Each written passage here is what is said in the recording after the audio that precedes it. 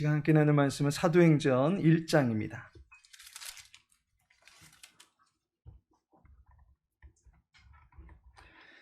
사도행전 1장 15절에서 26절까지의 말씀입니다. 우리 함께 한 목소리로 사도행전 1장 15절에서 26절까지 읽도록 하겠습니다. 모인 무리의 수가 약 120명이나 되더라. 그때에 베드로가 그 형제들 가운데 일어서서 이르되, 형제들아, 성령이 다윗의 입을 통하여 예수 잡는 자들의 길잡이가 된 유다를 가리켜 미리 말씀하신 성경이 응하였으니 마땅하도다. 이 사람은 본래 우리 수 가운데 참여하여 이 직무의 한 부분을 맡았던 자라. 이 사람이 불의의 삭수로 밭을 사고 후에 몸이 곤두박질하여 배가 터져 창자가 다 흘러나온지라.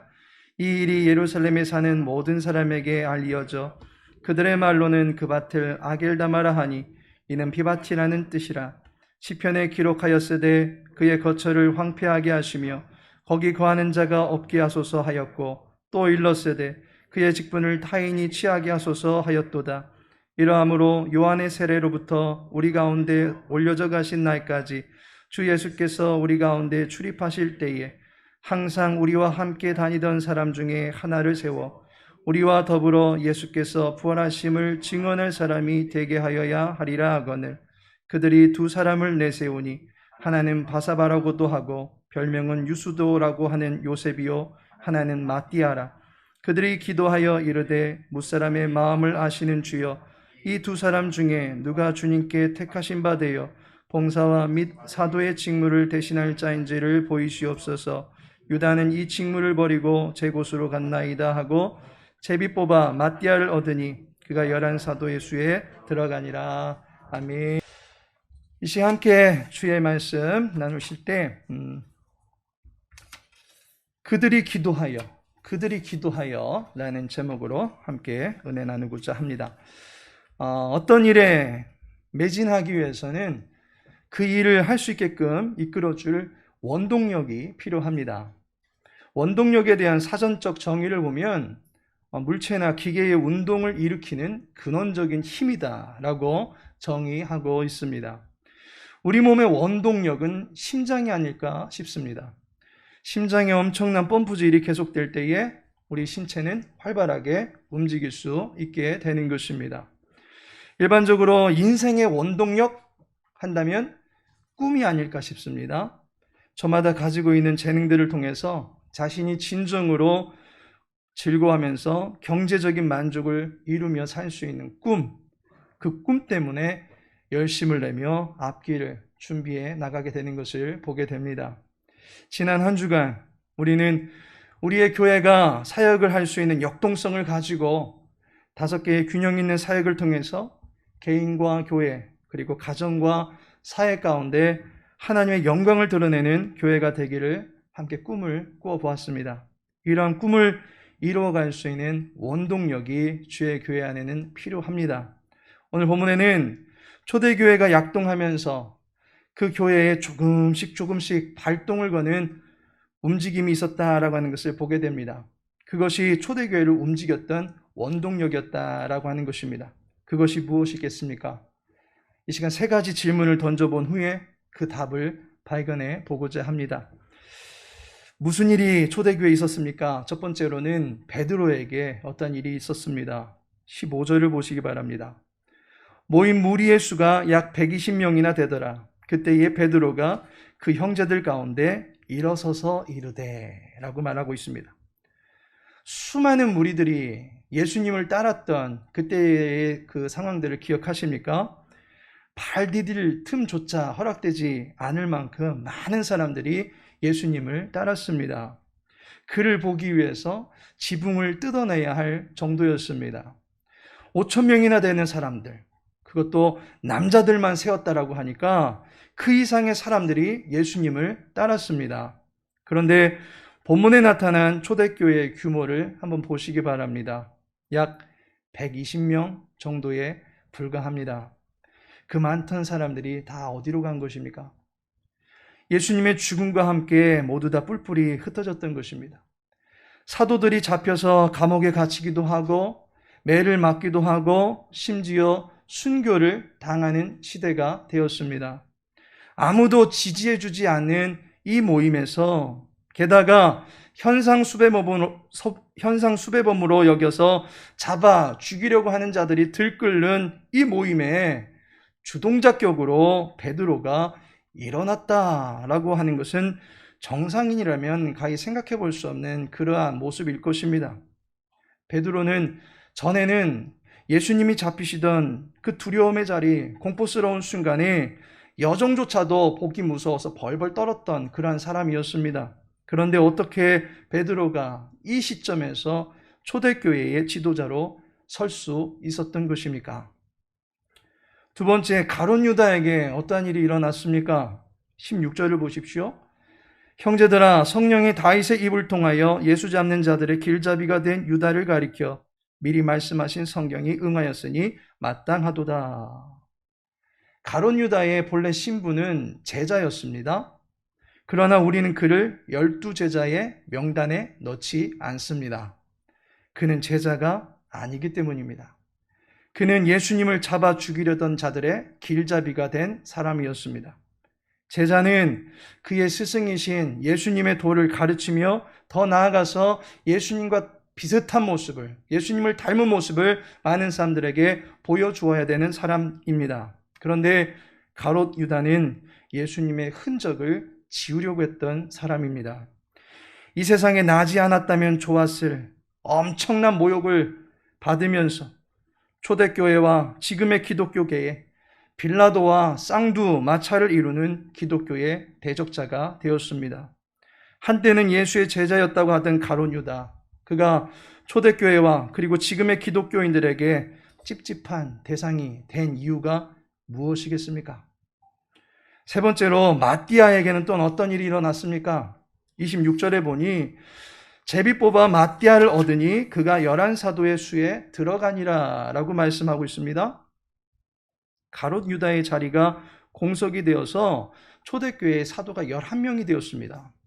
그로 인해서 보궐선거가 이루어집니다. 그런데 그 자리는 오늘날로 말하면 청와대에 입성할 만큼 명예로운 자리가 아닙니다. 기독교 전승에 의하면 마띠아는 예루살렘에서 돌팔매질을 당한 뒤에 목베임을 당해서 순교했다라고 전해집니다. 성경 어디에서도 그의 사역 내용이 전해지지 않는데 순교했다라고 전해져 내려오고 있습니다.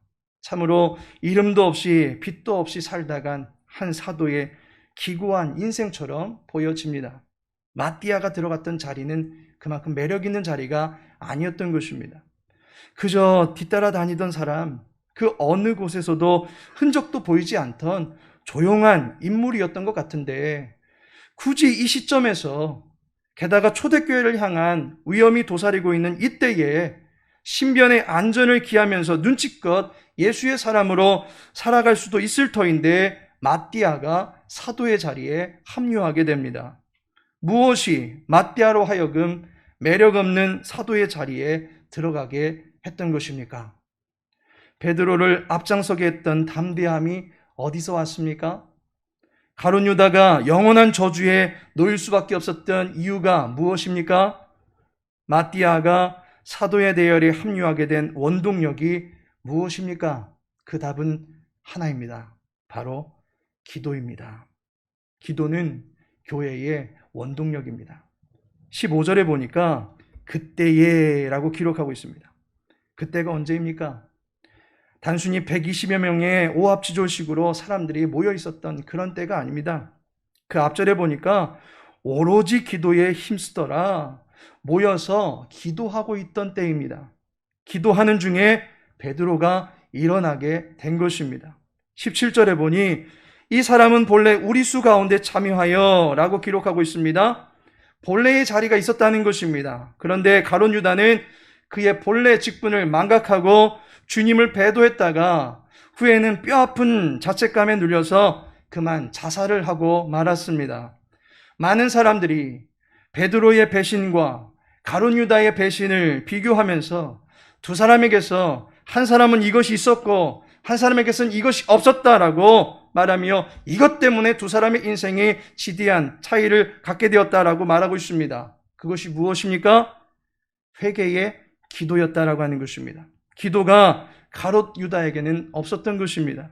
또한 마띠아를 보십시오.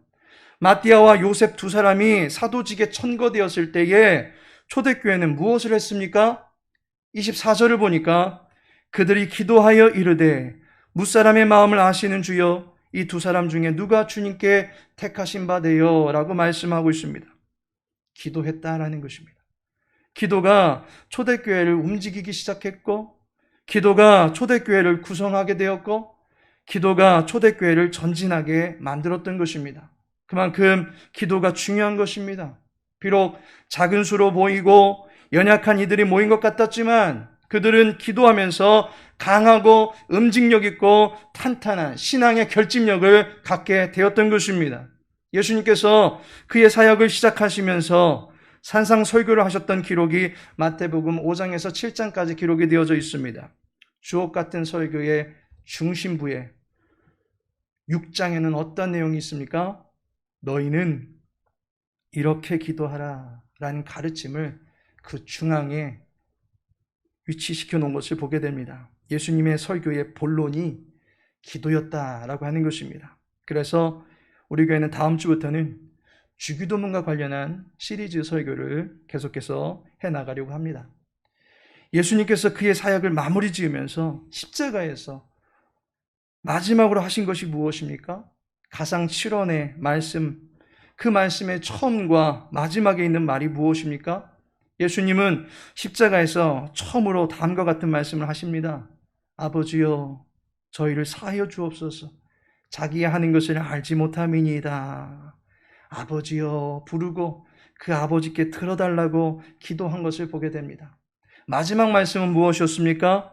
내 영혼을 아버지 손에 부탁하나이다. 아버지 하고 부르고 자기의 영혼을 아버지께, 자기의 모든 것을 아버지께 맡기는 기도를 드림으로 말미암아 그분의 전 인생을 마무리 짓게 된 것을 보게 됩니다. 예수님의 일생이 기도였고 그 기도를 제자들에게 가르쳐 주셨던 것을 우리가 안다면 우리 역시 기도가 얼마나 중요한지를 다시 한번 깨달아야 될 것입니다. 우리가 거룩하여지는 방법이 성경에 명시되어 있는데 디모데전서 4장 5절은 말씀합니다. 하나님의 말씀과 기도로 거룩하여 짐이라. 단순히 종교적인 열심이 우리를 거룩하게 만드는 것이 아닙니다. 종교적 의식의 참여가 우리를 거룩하게 만드는 것이 아닙니다. 말씀 속에서 하나님의 마음을 볼 줄 아는 눈이 열려질 때에, 기도 속에서 하나님의 뜻을 공감할 줄 아는 마음이 열려질 때에 우리는 거룩해지는 것입니다. 따라서 기도가 중요한 것입니다. 이 기도를 할 때 하나님께서는 우리에게 어떤 은총을 베풀어 주십니까?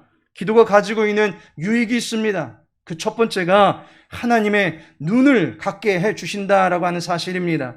16절 말미에 베드로가 이런 말을 합니다. 미리 말씀하신 성경이 응하였으니 마땅하도다. 이후로 베드로가 계속 이야기하는 것을 보면 성경에 나와 있는 말씀을 계속합니다. 역사적으로 예언되어졌던 구약의 모든 말씀들을 근거로 계속해서 말하고 있는 것을 보게 됩니다. 기도하다 보니까 지금에 일어나는 이 현장의 모든 일들을 말씀으로 해석해낼 수 있는 안목을 갖게 된 것입니다. 기도하는 자는 하나님의 눈을 갖게 되는 것입니다. 하나님이 이 시대를 어떻게 보시는지 알 수 있고 그로 말미암아 어떻게 해나가야 되는지를 분별할 수 있는 지혜를 기도하는 중에 얻게 되는 것입니다. 기도하는 사람은 현재 자신이 당면한 처지들에 대해서 하나님의 안목을 갖게 되는 것입니다.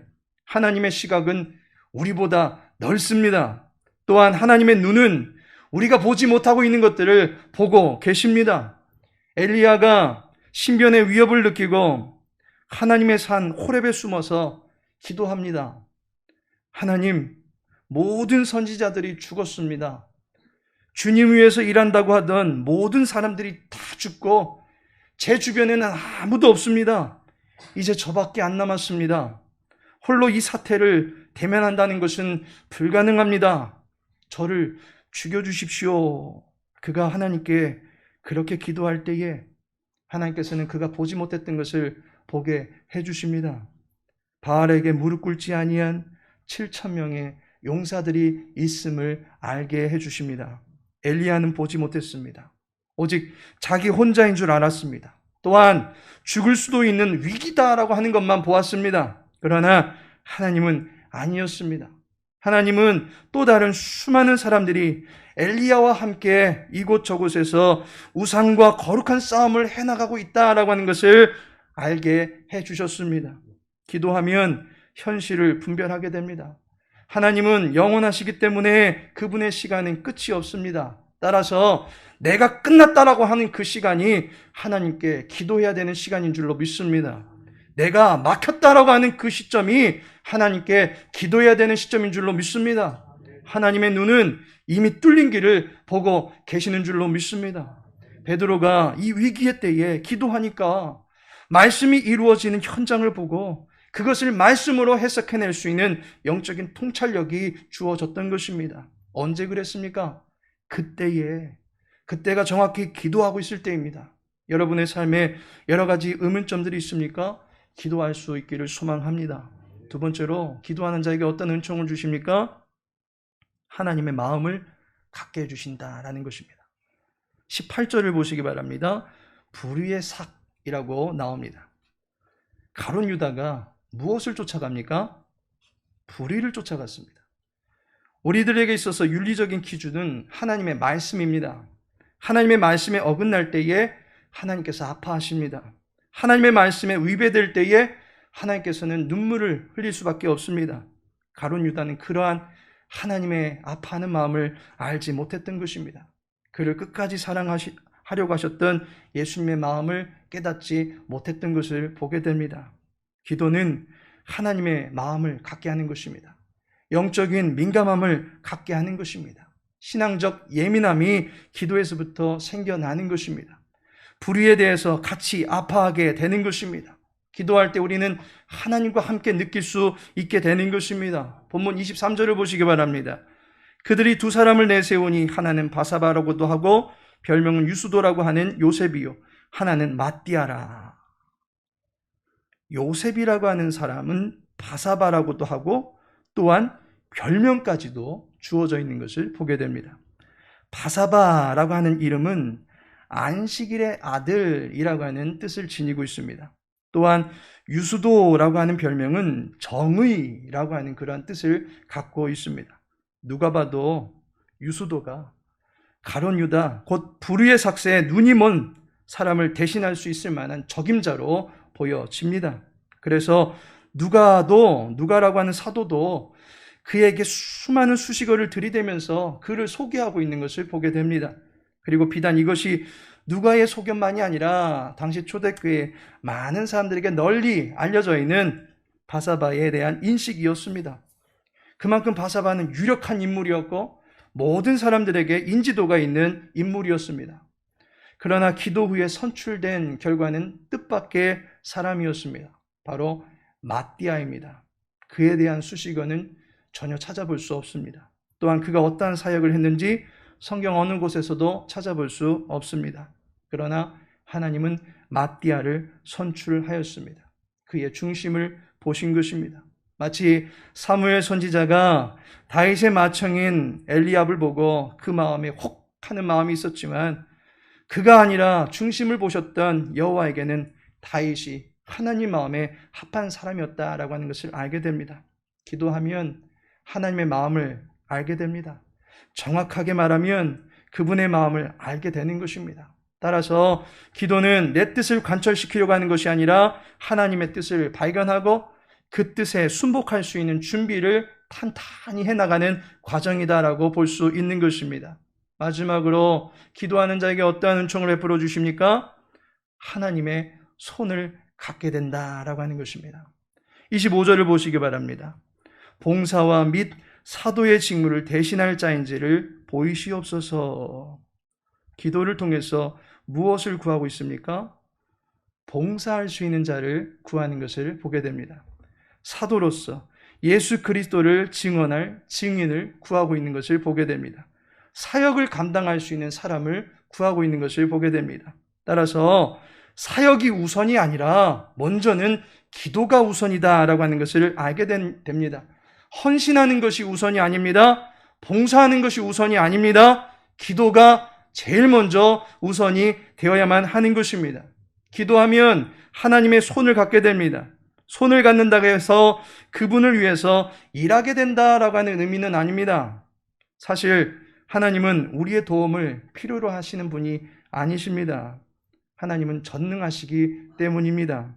우리가 헌신하고 봉사하는 것은, 그리고 그 모든 것을 하기 전에 기도하는 것은 우리보다 앞서서 일하시는 하나님의 손길, 하나님의 흔적을 보기 위해서입니다.